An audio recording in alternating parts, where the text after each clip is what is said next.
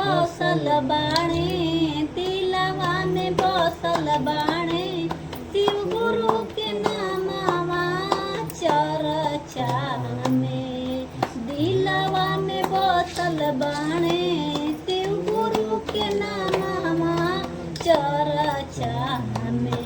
ए सैया लागे हमर मनवा चर्चा में। ए सैया लागू होई मनवा चर्चा में।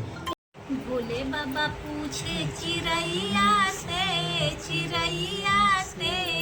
कहाँ गली गौरा मोड़ैया से। भोले बाबा पूछे चिड़ैया से कहाँ गली गौरा मोड़ैया से।